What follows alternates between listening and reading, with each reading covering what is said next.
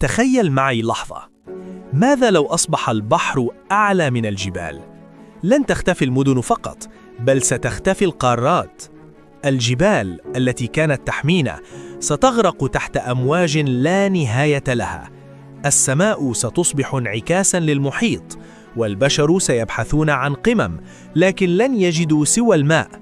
لكن الأخطر أن الأرض ستفقد توازنها، والمناخ سينهار، وربما لن يبقى مكان نسميه وطن.